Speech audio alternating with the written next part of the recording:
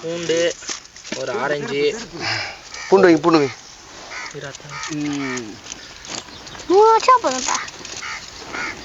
ஒரு கேப்புக்கு வைக்கணும். பின்னால கம்பி பூண்டு வாசனையும் வாசனை வைக்கிறேன். எப்படி பாருங்க. அடுத்து வந்து வெங்காயம் வைப்பா. ஒரு தக்காளி ஒரு ஆரஞ்சு. தக்காளி சொன்னோடனே தக்காளி சிரிப்பு தான்.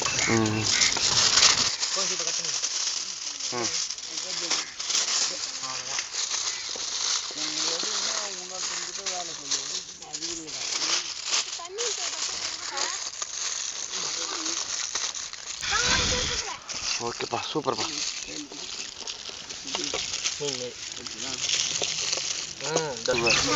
அது யாருக்கு வச்சது? ஐயோ, தலைமையில தான் வைக்கணும். அந்த தட்டு மேல வைக்க வேண்டியது.